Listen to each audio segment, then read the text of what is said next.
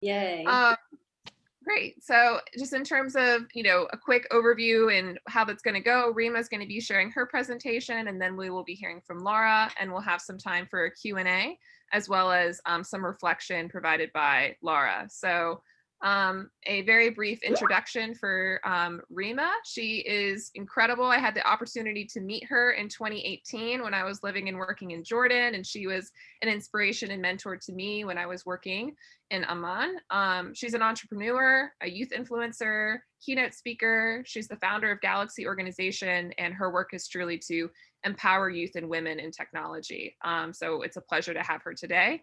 And Lara is an aspiring Palestinian community leader. She's a motivated social activist. She has gained her master's degree in Dublin, Ireland. She's done lots of travel, was representative at a major conference in Japan in 2019, and she's one of our all-star stellar Tech Girls alumni. So she's on our advisory council. So we're very grateful for her.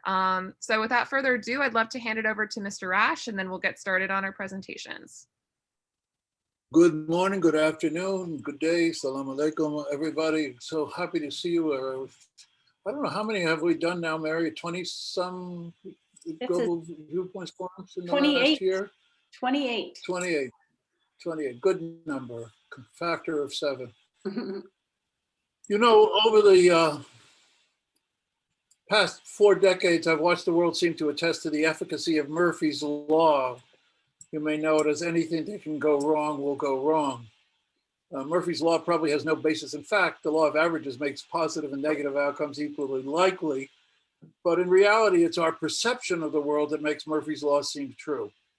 And it's precisely misperceptions and lack of means to correct them, or the will to see what is obvious and true, that has brought us many of the challenges that we face today. Whether Murphy's Law is true doesn't matter. We can utilize it to transform our thinking. We can call it expect the unexpected and develop alternative plans.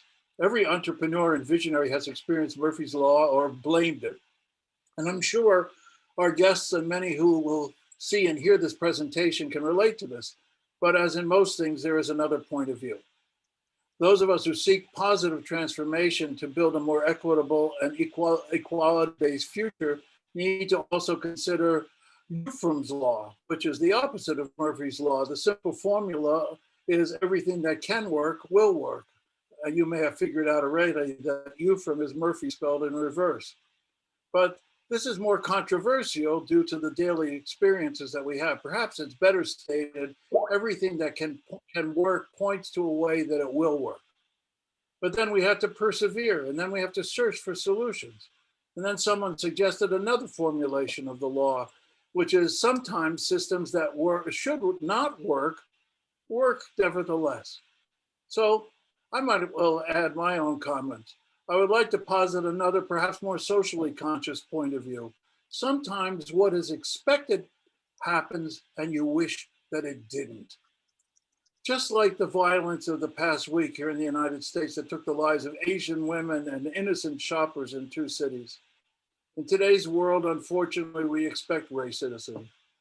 We expect violence. In fact, I just read an op-ed this morning that said we're getting back to normal. How tragic that this is the normal. Once again, prejudice against minorities and women, xenophobia, bigotry has shown its distorted face. And whichever of the laws I mentioned are applied, the question comes how to rectify situations that don't work, turn errors into solutions, transform thinking and attitudes, alleviate fears that lead to prejudice and violence, develop means to effectively anticipate and address the unexpected and the expected, transcend age-old barriers and ignorance, educate for a better future. Certainly we know that changing the paradigm requires that we change the mindset of youth, let alone change our own. In this month, we celebrate women all over the world.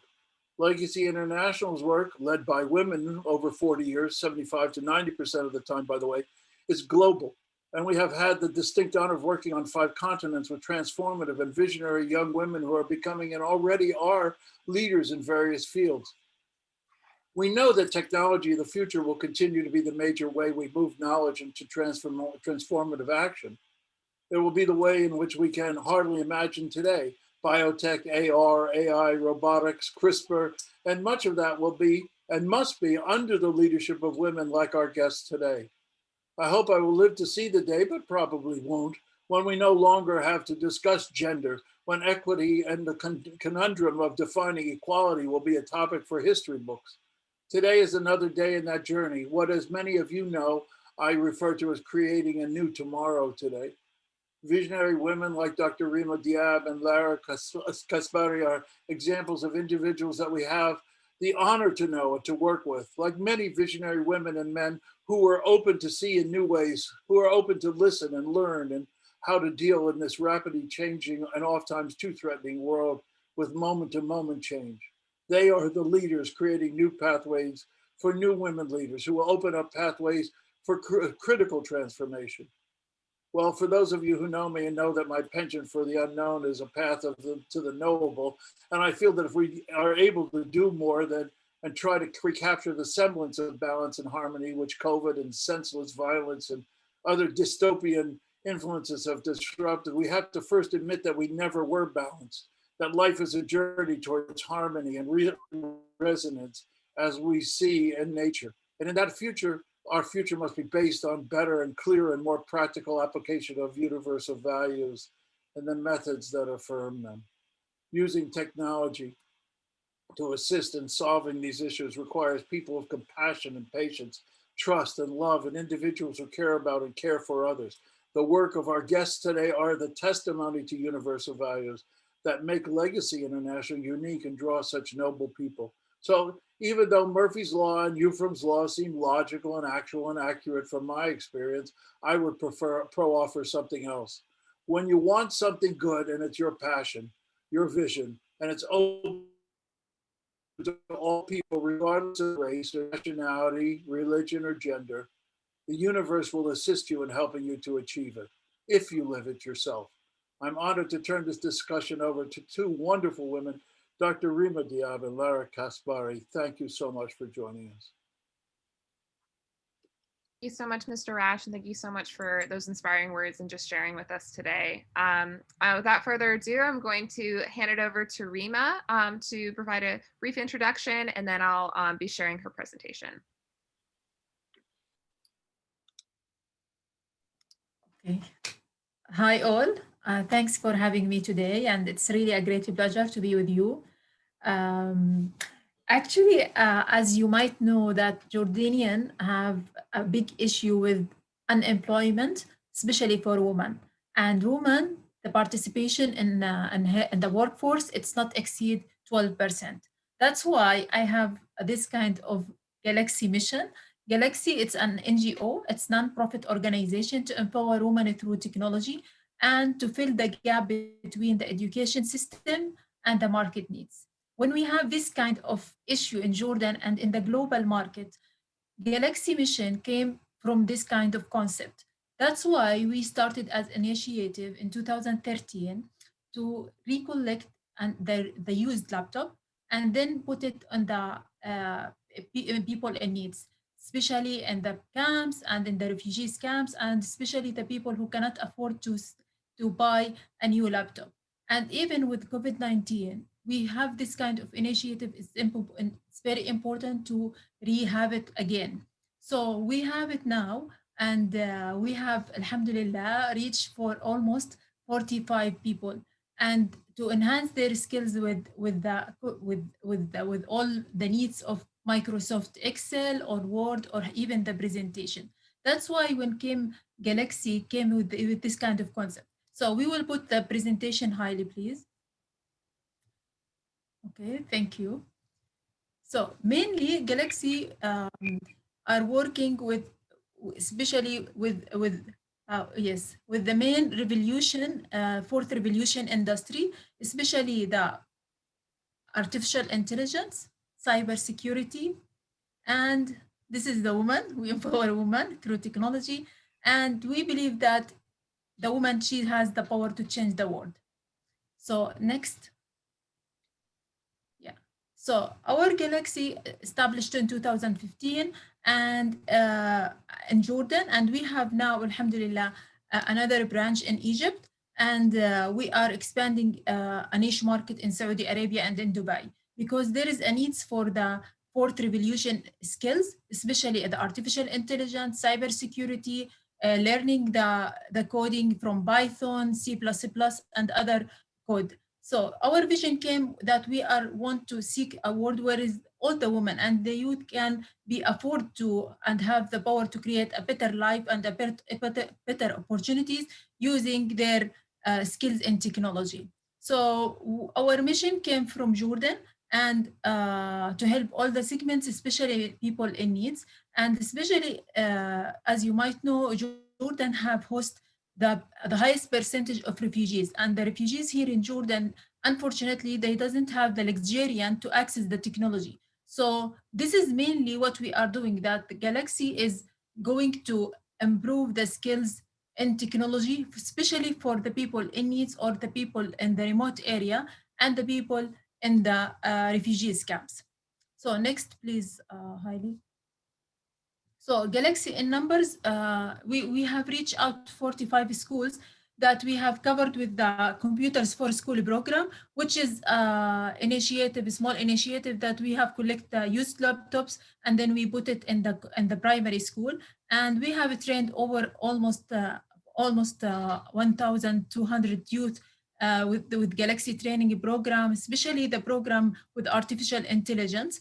And there is almost 500 women have trained with online business program. As you might know, all the people, all the women in refugees camps are working in handicraft or something in the handicraft and a small product. So our Galaxy mission has this kind of training, special training, how to promote her product and how to make her product online. So we have this kind of special training that can afford her to do the main basic skills that she can sell her product online using the platform she needs. And there is another program that we have it in the Safe Cybersecurity program, that how to secure girls from the abuse through the internet. So we have this kind of raising awareness about this kind of cybersecurity and how to secure girls from the abuse through the internet. And we have covered almost 2,000 ladies. And with our programs, the main target that we have to employ. So with our programs, we are giving this kind of opportunity to find a job for women. So over 100 women have been, after taking our training program, have been hired. And we have covered all the Jordanian cities between Amman, Mafraq, and Tafila, and other cities. So please, Heidi. So, this kind of Galaxy came from that we have this kind of partnership. So our first partnership that we have get it, that we have partnered with our Ministry of ICT, and we have covered all the cities with in Jordan with the cybersecurity and artificial intelligence free training under the umbrella of ICT Ministry. And this kind of partnership between Galaxy and the Ministry of ICT, giving us the opportunity to reach out more to people, to know them with the new fourth industry skills. As I mentioned before, the gap between the education system is still old-fashioned in Jordan, and the needs in the market is booming in technology. That's why we have to enhance our partners between the ICT sector to have this kind of preparation of the new generation with the new skills that the market needs. So after that, please, Hailey. So this is our, you can skip it as well.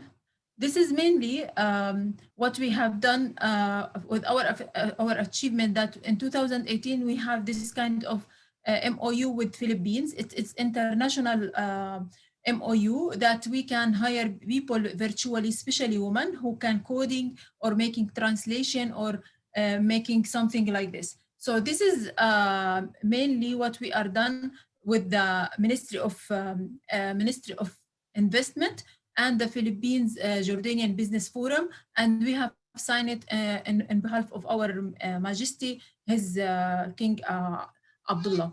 So please, highly, yeah. This is one of our agreement, and the other one, yeah.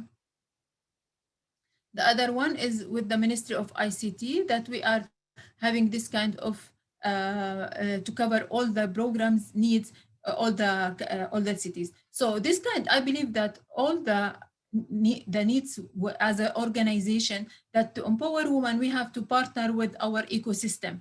As our ecosystem is having to support the women in remote working, to support women with a good environment and with a good regulation and policies. And this is what we are doing with our ministry as consultant with them, that we have to highlight the main skills for women to work online and to have this kind of a good environment and preparation for this environment to be working with it, and to support our ecosystem in all our working for women, especially in technology.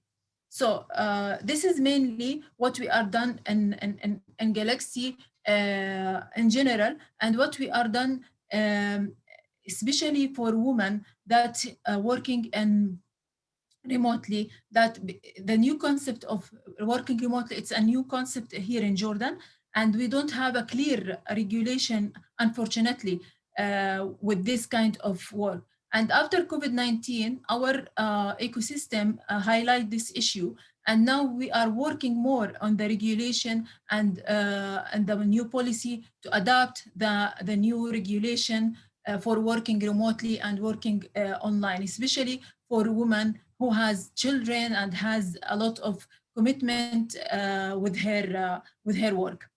So mainly, highly, we will discuss again what we are working in general. That yeah, this is figures about what we have done with computers for schools, and I think it should be a global initiative for all people to adapt the reused computer and to use it.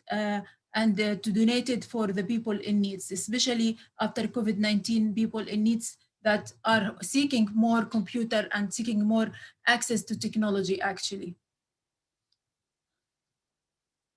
Yeah. So this is mainly one of our yani, simple activities that we are done in the, and especially in the refugees camps, that as you can see, people using the old laptop to access their homework, and we use the virtual reality VR classes to learn them the simulation and to teach them more about the science and to involve them more in the technology industry. And after all, as I mentioned, that it is happening by initiative, and it is happening because I believe that me and my team, that we have this kind of impact and we have this kind of our mission in this kind of small world, to have access to technology for all, and to really to have this kind of impact for people in need, especially the refugees camps. So this is mainly what we have done in Galaxy, and I think I have time or not, Heidi? Yes, please continue. Yeah. So mainly what I want to share with you, as well as I mentioned in my speech, that the main obstacles for any woman in tech industry, it is not easy, especially in the Arab world, or especially in the Oriental culture, because we have this kind of a lot of obstacles and struggles, especially for women. For me, it was not an easy steps for me to go from a full-time job and to go with my own business as Galaxy NGO.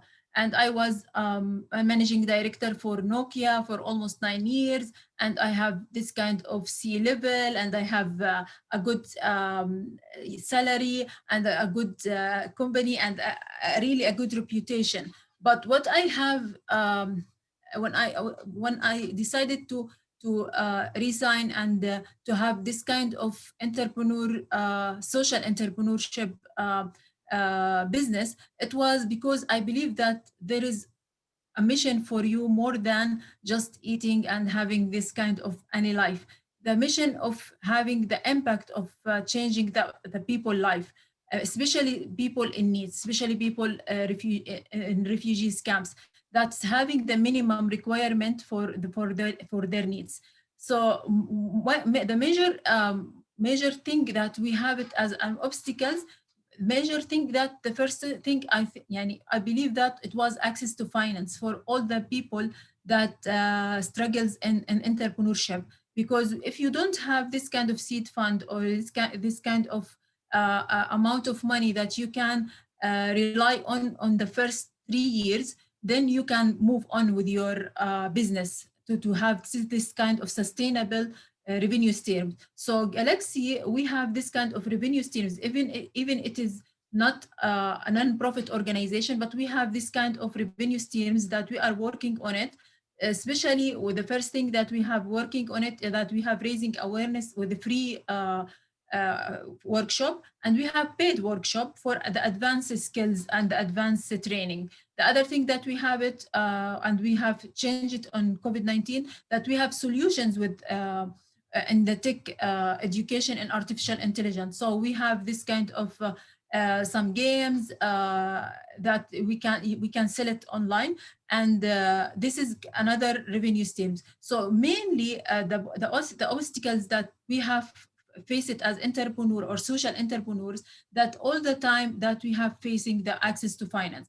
And the other solution is that you have to find a stable revenue streams that you can rely on it, and not to rely on donation or fund to have it. You have to have your own revenue streams, especially to sell a solution or to sell a product or even a training. This is mainly what we have done. The other thing that obstacles, I think that we are working on it in Jordan, that it is the ecosystem, it is not supported all the time, because there is a lot of regulation taking time of bureaucratic, the cycle of taking an approval taking a while. So this is kind of obstacles that we have not, the ecosystem, it's not support all the time. That's why we have it, sometimes we need more practical solutions in our entrepreneurship, especially the people who's working in entrepreneurship are very hyper and they need more practical solutions, more than we are waiting just for an approval as a governmental procedure. The other thing that we have it, I think it's very important that people are not looking for a woman on a serious way when she is an entrepreneur. They always said that, yeah, you can do it. No, you cannot do it. And all the time we see, we hear this kind of negativity about your work and about your achievement and about something like this. But for myself, I know that myself that I didn't hear. You really, I feel sometimes I'm deaf, because I don't know to be surrounded by people who's just nagging and having this kind of negativity, and they can consume my time and consume my energy with their just blah blah blah talk. Because your achievements is on the ground. So this is what you need. You don't need anything else, especially that the impact you have it on the other people life, the training that you have achieved, the cities you have going in the remote areas. So this is your achievement, what you are want to do. The other thing that I think it's very obstacles for any entrepreneur is that not they doesn't have any clear vision for themselves. So they just plan for maybe 1 year or just for a very narrow area. They just see a very narrow area. But when they have the clear vision for their product or for their company, I think it will be better for them to have this kind of global organization or global dream for themselves. So this is mainly what I want to discuss with you. And finally, I can share the video so they have this kind of positivity with them. And thank you for your time. Thank you so much, Reema. Thank you so much for that amazing and inspiring presentation. I'm going to go ahead and share the video very quickly here.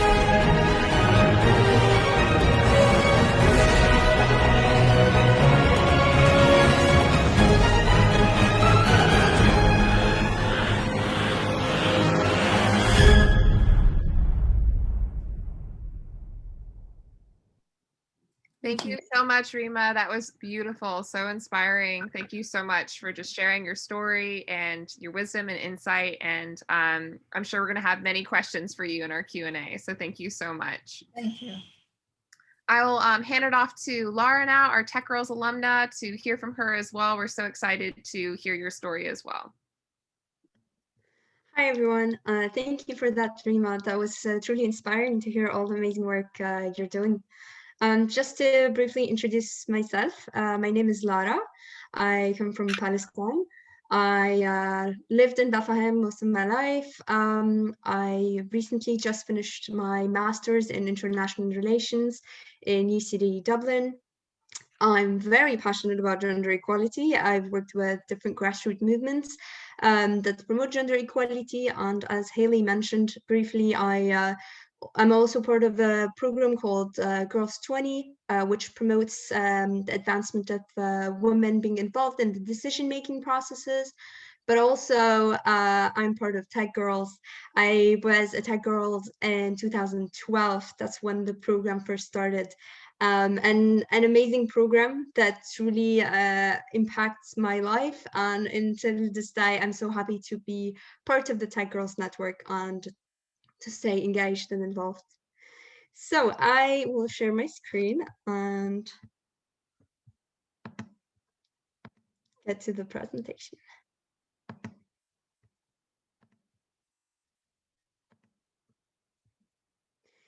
So first of all, thank you everyone for joining today. This topic is really something I'm really passionate about, and it's a really important topic. So the title, Women in Leadership, Obstacles and Triumphs. And before I dive into the presentation, I wanted to share with you a personal story. So I come from Palestine, as I mentioned, and from the beautiful city of Bethlehem. And as you can see in this picture, this is in front of the separation wall in Bethlehem. So I would say I'd come from a place of conflict. So in around 2000, a second uprising happened in Palestine, which is known as the Intifada. Violence erupted around the country, and one of the most unforgettable things that happened during the second Intifada was a 40-day siege in Bethlehem in 2002. An extensive curfew, very difficult times. You're only allowed to leave your house at certain times. And if you do leave outside of those times, you'd be risking your life. This is my mom. During the Intifada, she was the head of the neonatal department in a local hospital. So she is a pediatrician. She worked with premature babies and newborns, and the Intifada did not stop my mom. She would risk her life to go to the hospital to make sure that those babies have the appropriate medical treatment that they would need. She would even sometimes sleep in the hospital for several days at a time and work in very difficult conditions. That also meant being under circumstances that are very uncertain. And to me, that is an act of leadership and bravery.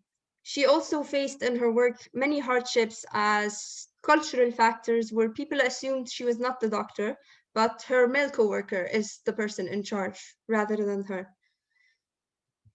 But what I wanted to say is many women like my mom have risked their lives during crisis situations and have taken leadership. We witness this today as women are taking the lead during a worldwide pandemic. Women make up almost 70% of the global healthcare workforce, and yet they hold around 25% of senior roles in the healthcare professions. So they are at the forefront of the pandemic, yet they suffer the most consequences, as well with the surge of domestic violence and negative economic toll on women. We see women at the forefront, but not so much at the decision-making table. We see their leadership and initiative, but not in the leadership position. And if we look at some of the political scenes, and for example, this one, and decide to remove the man from the picture. So you can see the room is quite empty. There's only a few women in the picture. That's because women are heavily excluded a lot of the times from decision making. If we take another picture, this is in Egypt, and remove the man, we'd also almost have an empty room. So this is quite shocking, and I think there's a real issue here when you see this example, for instance, and when you hear the numbers about women's participation in leadership positions or decision making. And also growing up in a place of conflict where women's matters are often neglected, and to some extent in a patriarchal conservative society in which most political leaders are men, I wanted to really investigate and hold a research as part of my master's to really understand and contribute to a better understanding of the obstacles that women face in obtaining political leadership position, in order to address these issues and better advocate for women in leadership. So I actually interviewed women ministers, ambassadors, and previous members of the Legislative Council. For example, Dr. Hanan Ashrawi, she's one of the first few women in the Legislative Council. Just amazing interviews with amazing women. So I also looked at the literature, and here's some of my findings. At first, looking at the data, one of the things that came up is that in Palestine, the more educated a woman is, the less likely she is to be hired. And this is maybe very few countries that have this. The unemployment rate is very high. In 2018, women made up around 21% of the labor force, which is among the lowest percentages in the Arab world. The female unemployment rate among those in the labor force was around 51%, meaning half of them were unemployed. And also, from a cultural perspective, one of the surveys found that 71% of Palestinians believed in the statement that men are better than women in political leadership positions. So this is a lot to take in, and I was surprised, but also more motivated to find out what are the obstacles behind this, why women are excluded from leadership positions. So one of the things that came out as a main obstacle was the system. What I mean by that is that the system that excluded women continued and was not held accountable, but rather sustained itself in a way to exclude women. And many factors contributed to the status quo of the system. So those factors include different obstacles that go into the system, such as cultural factors, as I mentioned, where some might not believe that women are capable or equal of men, but also other times religious extremism, where religion is misinterpreted, misused to exclude women from leadership positions. Also because the political field, like other decision-making fields, and even the STEM field, are looked as male-dominant fields, which mean when women try to be part of the decision-making or positions in leadership, they were looked at as intruders, or what is even seen as boys' club that women were not simply welcomed into. But also tokenism, cases where women were given a few positions to just show a gender equal image when in fact it wasn't. When promises were made and never fulfilled because of a lack of accountability in the system. Double standards as well. Women were not subjected to the same standards that men were subjected to in their career. For example, women were often judged on their appearance while men were not. And these double standards create hardship for women in leadership. In addition, the literature showed a lack of resources could be one of the obstacles to help women advance in their careers. Those, I believe, are not just obstacles within the political system in Palestine, but also a phenomenal global phenomena that obstacles exist around the world as well for women. But in particular, in Palestine, the conflict adds a different dimension. Women's bodies are often weaponized and their own culture is used against them. And the whole conflict reinforces the existence of a patriarchal society, and conflict takes priority over women's issues. Sometimes conflicts offer opportunities for change. We've seen this, for example, in Rwanda after a catastrophic genocide. Women now are more than half in the parliament in Rwanda. So there could be, perhaps out of a very difficult situation, a hope for women to be involved in leadership positions in Palestine, but that is yet to come or to be seen. I hope this wasn't a lot for you to take in, because there is a glimpse of hope. There's a lot of success stories. The women I've spoken to are real leaders, and if you look around, you'll always find amazing women around you doing amazing things. And I believe there's different ways that we can advocate and make a change to really fight those obstacles. So one of the important things before I start with these things is to mention that oftentimes when we talk about feminism or women's issue, people might think that men are not part of this equation. It's important to be reminded that men are important to support us and work with us, and they are allies with us. It's important to include both men and women in the conversation to work together towards resolving these obstacles. So ways to advocate, for example, as I mentioned, the system, holding the system accountable, speaking up against gender bias. This really helps build a gender equal society. Supporting women in leadership, sharing their stories, allowing the younger generation to see those amazing role models and how they too can become leaders themselves in the future. But also education and awareness. What we are teaching our kids and telling them about gender equality is super important. The importance of having these conversations, whether at work or within our community, is also very powerful and can make a huge difference. Personally, I've also witnessed the power of mentorship and how that can empower young women as well. Having said all these things, this year, this year's theme for International Women's Day is Choose to Challenge. So I invite you to choose to challenge gender bias in your community, to choose to challenge for a more gender equal world, especially in the leadership space to allow more amazing women leaders in our society that have so much potential to make the world a better place. And finally, please feel free to reach out. I'd love to have a conversation about gender equality anytime. Thank you.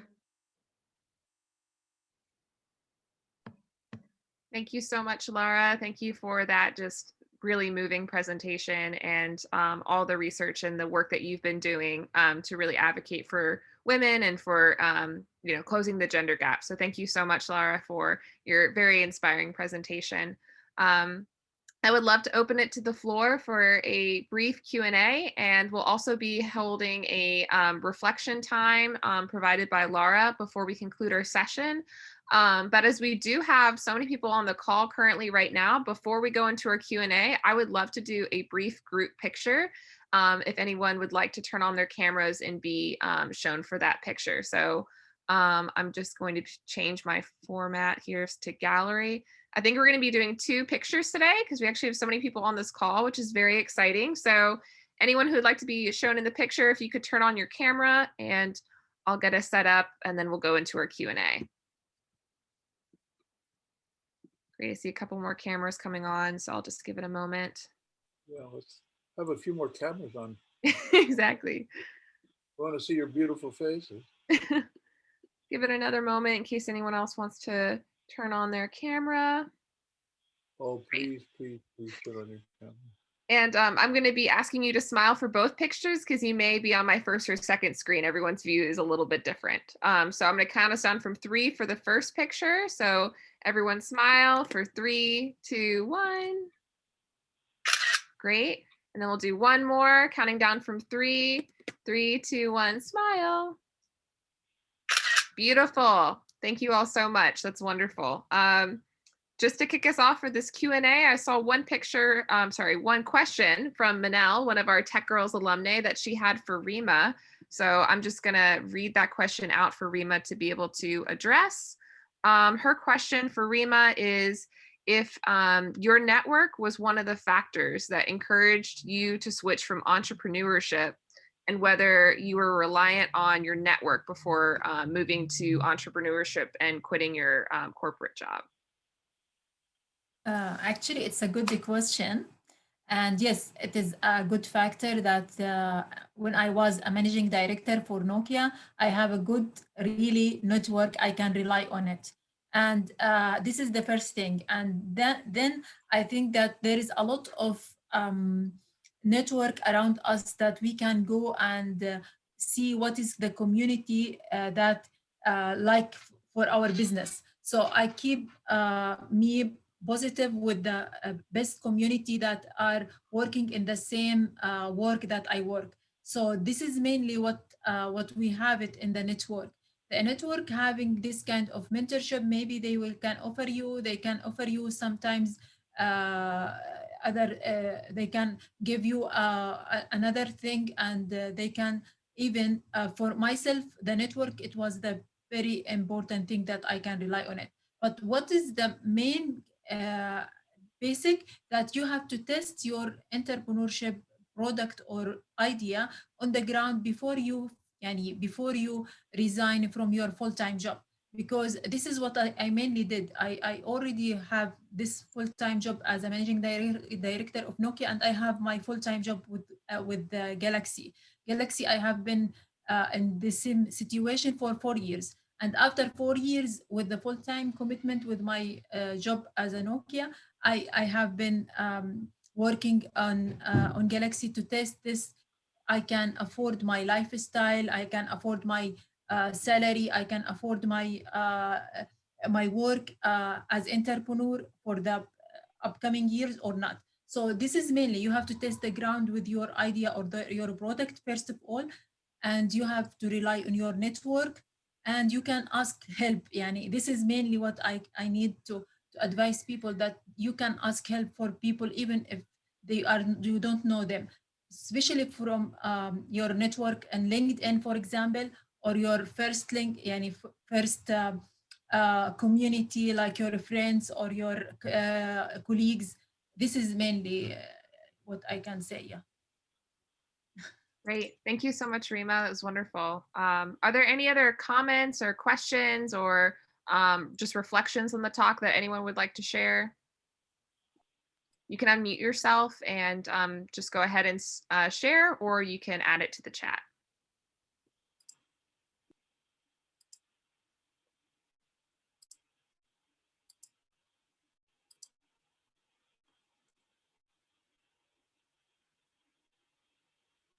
I see from Mr. Rash in the chat that Reema spoke about her training of young men and more detail about how she may be changing their perspective about working with women.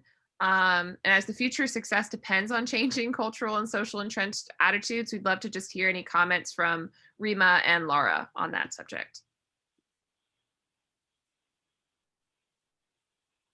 So Reema, maybe if you want to share, and then we'll hear from Lara.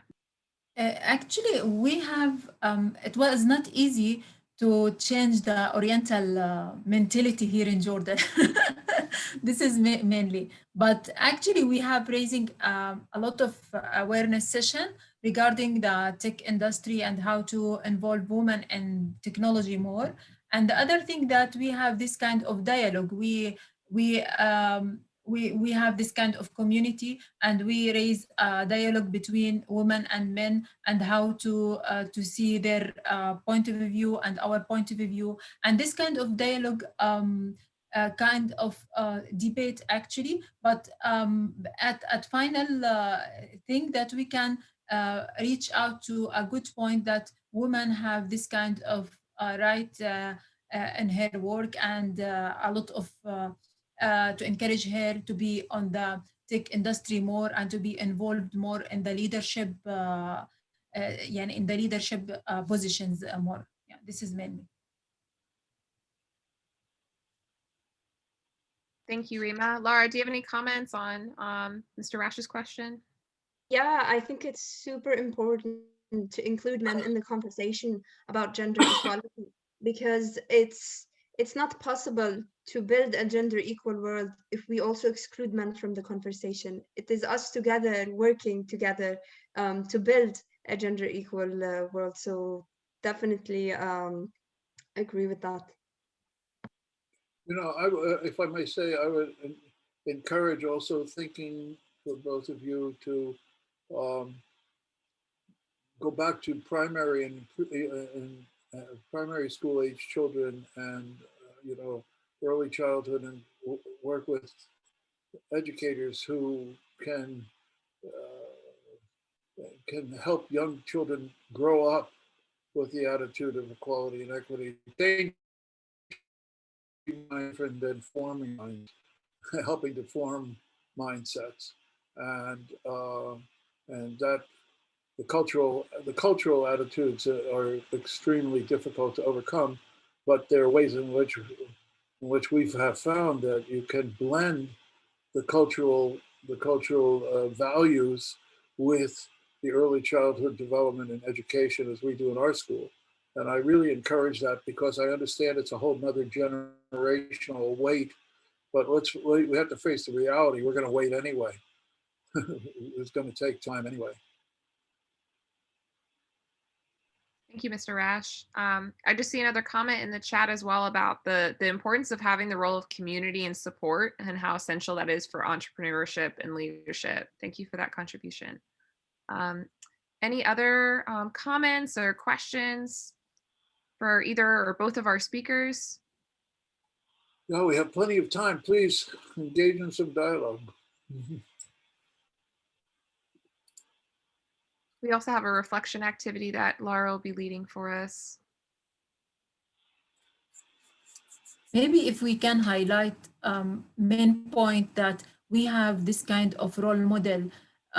We don't have a lot of role model in tech industry or in the science or in the STEM in general. So what I can see when we go to the schools and we raising awareness about the STEM education, and we ask the ladies and the girls, what is your role model or something like this, all the time they mention the singer or a fashionista or blah blah blah. So I think that we have this kind of to highlight that there is a role model for the tech industry, for the STEM, for the science, and to highlight that their achievement for our girls to follow, and to find this kind of role model to be highlighted on it.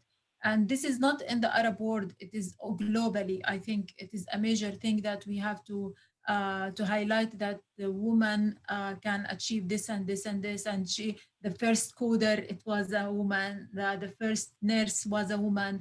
The first woman go to NASA was a woman. So it was, we have to highlight more about the role model because يعني, ladies in the young age and the primary school, they are looking for someone to follow.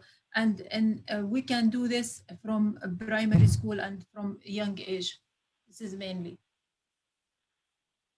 Thank you, Reema. I also just see another message in the chat that I want to highlight, which, yeah, it was something I considered as well in Lara's presentation, that the men to women ratio for leadership and the pictures Lara shared were Europe and the Arab world, and that they were, you know, similar in that way. So thank you for pointing that out. That is definitely, as our speakers have indicated, a global issue.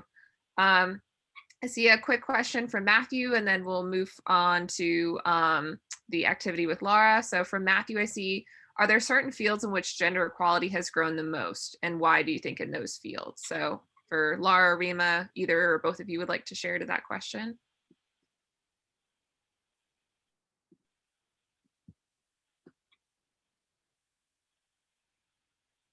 Or maybe that's in no fields. It's very difficult to say in specific fields. But speaking of the topic I touched upon, for example, we can see some of the governments have been doing more, let's say, better off on terms of gender equality numbers, and but also in general in gender equality.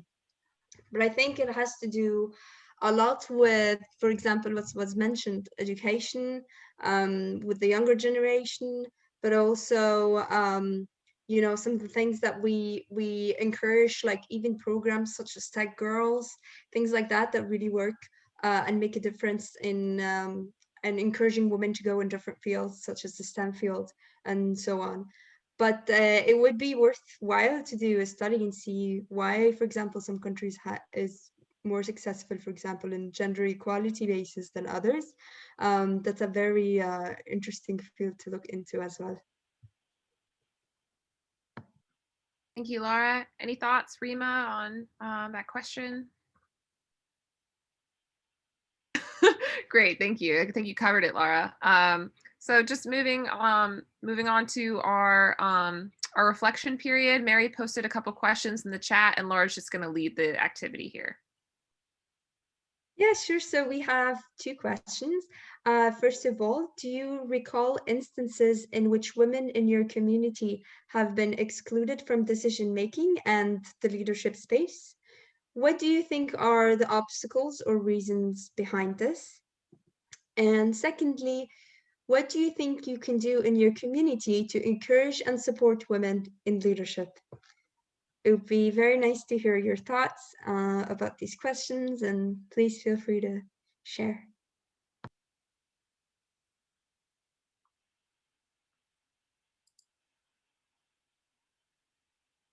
So you all can share some thoughts in the chat, or you can feel free to unmute yourself and share an experience from those.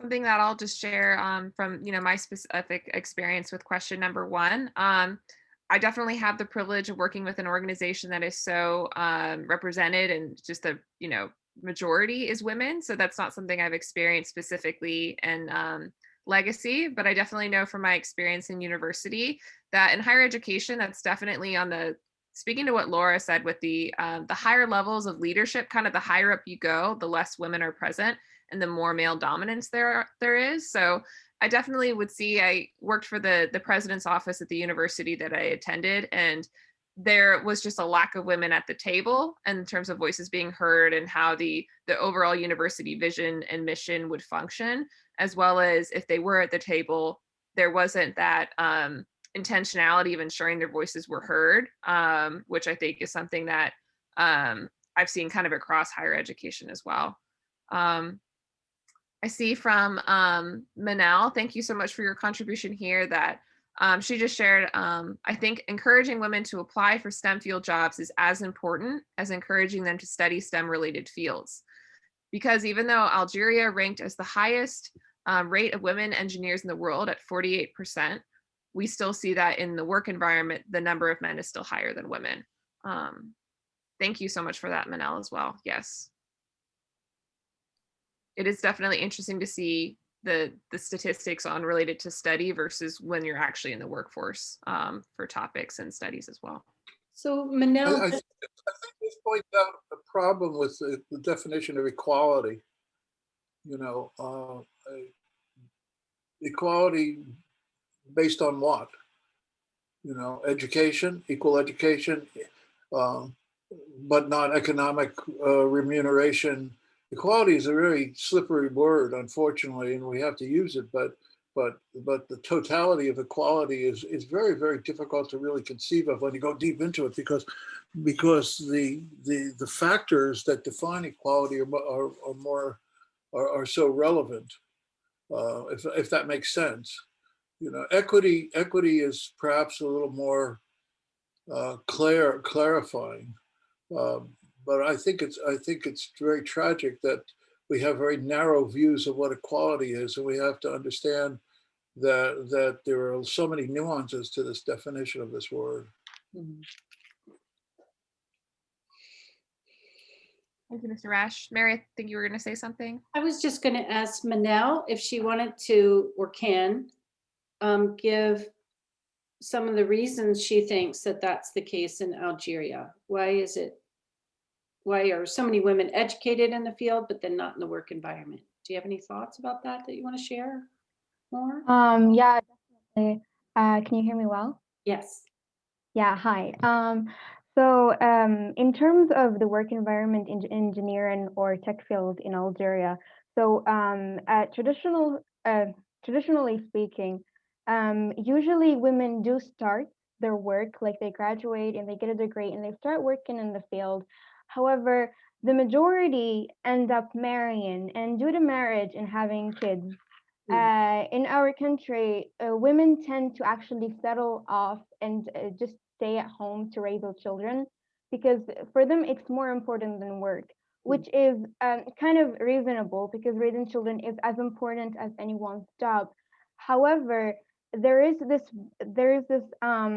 like, I would say, social I don't know, social oppression, or kind of that if if that woman who's working and then her children end up, not being, I don't know, not doing well at school or anything, she would be the one to be blamed, because she was the one who didn't take care of them. So any blame would go on the woman. This is one of the factors. Some women just want to stay at home, but if in other cases the woman gets blamed for not raising her children properly, as if raising children is all like women's, the mother's mission, and the father is like excluded from it. So I think these are one of the strongest factors that affect that. But other than that, I think also the family, mostly, I think, is the one that stands between women working in any kind of field. Because when you have a field like being a teacher or anything, the environment and the teaching environment is like, you just go in the morning and you don't take your job home, so you have the time to take care of your children. However, when you're an engineer, there's a lot of stress that comes from it. There's a lot of responsibility. There's a lot of work. So the woman ends up, especially if they don't know how to balance their life, their personal life and their work life, the woman ends up putting more effort into her job than her family, and that way she will be judged, or she will even consider quitting her job just to take care of her family. So I think these are one of the factors that affect that difference between the work environment and the study field. Thank you. That's a very astute observation. I have a question, because we have so many people here from the Middle East, North Africa. So in politics in the United States, we're seeing more and more women get elected to positions, and usually that's to start at the local level, then state, then they go to Congress and Senate, whatever. In some of your countries, I noted they were starting to have like percentages. They wanted 30% of the seats filled by women. Do you think that has been a positive? Because in the US, we don't have the quota system, but do you think that's been a positive thing in shifting the amount of women at the table in politics? Anybody can respond.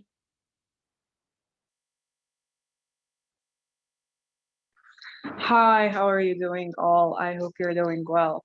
So, because I'm actually very interested in politics, not just the Middle Eastern politics or in North Africa, Arab world, but also worldwide, I've noted two things to a lot of people that this has become kind of a negative.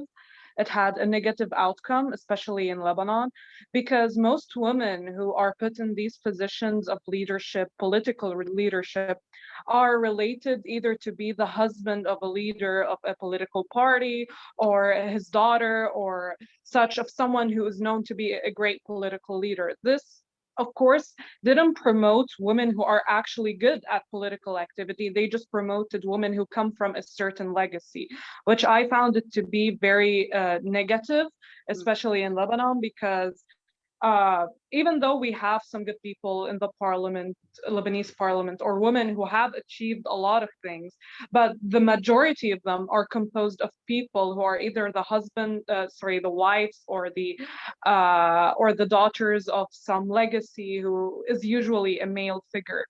In addition, I see that these roles, especially in the Middle East, are shaped to have a male leadership rather than a female leadership because they haven't gotten used to the idea of how women can lead in politics, how different views women may have in politics, whereas they usually are used to this male idea of what leadership should be. So, as I was saying, as a conclusion, I view it as very negative. It's very negative in the Arab world because they're not taking into consideration women who excel in these fields, but they are taking people who are just the daughters and the wives of legacies. Thanks for your perspective. Anybody else want to comment on that or ask another question? I just want to add to that because that's one of the main things also that came up in my research about whether we should include quotas or not. And it's very tricky because in my interviews, I've also had both responses of yes and no. Because of the corruption that might exist in the system, this happens as well, where women who maybe are shouldn't be put in those positions are put in those positions because of relatives and because of kind of who they know and things like that. And this also falls into the trap of tokenism of saying, okay, we put a few women on and now we're a gender equal system and all of that. So it's very tricky because some of the women I interviewed also said, well, this is the only opportunity for women at the moment to be involved, to be seen, to be in the political scene. And it could be a way forward to change the narratives of how women lead and how they can be involved in political leadership positions. But at the same time, it's tricky because of the negative impact and because who they put in those places. But it also gives a percentage. It gives a chance for women to step up where one day we hope there won't need to be a percentage where women can take up those leadership positions without having a policy to support it. Great.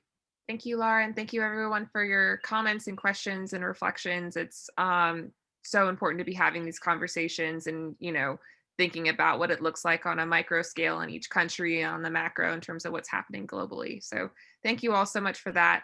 I'd love to just provide a space in case Reema or Lara have any concluding comments that they'd love to share to the group before we conclude and have Mr. Rash close us out for our time today. So Reema or Lara, if there's anything you'd like to share as a closing comment or reflection. Thank you, everyone. Go ahead, Reema. Okay, thank you. Thank you very much for having me today. And really, it's my great pleasure. Thank you highly for this great efforts. And really, it was amazing seeing all these beautiful ladies with us and men. Thank you very much. Thank you, everyone, for joining today. Thank you for Haley. And it's really good to see you also, Mary and Rash as well. It's really nice to have everybody here. And I just want to conclude this by saying, don't forget to choose to challenge gender bias and engage in conversations in your community and support women leaders as well. And thank you. Thank you so much. I'll hand it over to Mr. Rash. Oh, you're on mute, Mr. Rash. You're on mute.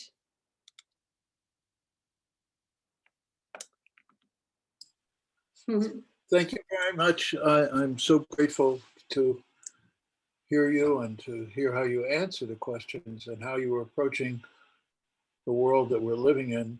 I really, really encourage us all when we get up in the morning to make a positive intention and to make the most beautiful day.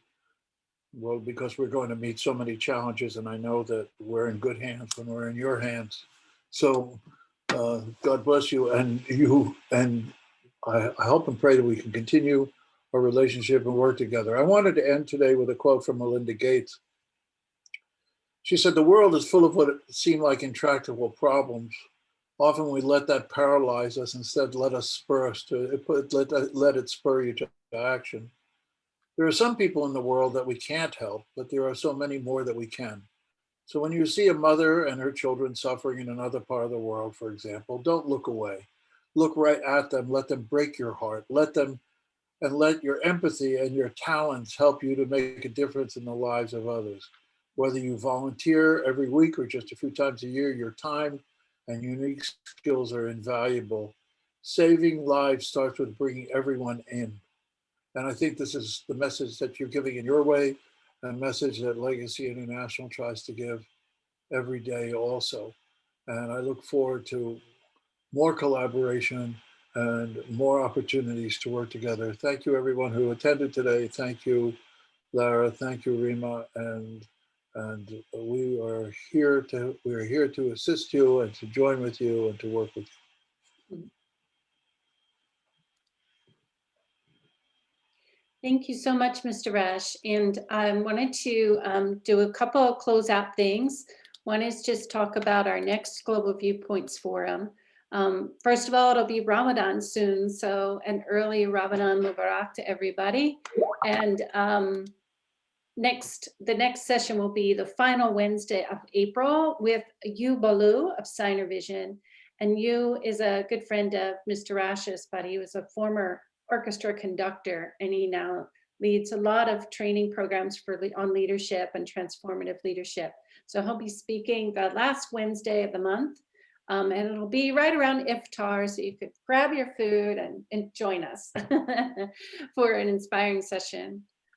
There's some scholarship opportunities available for teenagers. Now, some of these are only for US teens, but there's one for international teens on there. So one is the Global Youth Village in Virginia is offering 10 scholarships for US change makers. These are people who have done some amazing things in your communities for ages 17 to 19. Another one is our virtual Global Youth Village. So this is for international teens. If they would like to participate in that, they can check it out. There are some partial scholarships and full scholarships available for that. And there's been lots of Tech Girls alumni and Tech Girls friends of friends. So feel free to take a look at that link, and I put it in the chat as well. And then for US youth who are environmental activists, we're seeking 5 people to join some new friends who are from Fiji, Tonga, and Tuvalu. Some new nation islands for people to explore virtually with us this summer and to work together to come up with some creative solutions for some of the environmental problems we face. So check that out, pass it along, and that's our next Global Viewpoints Forum too.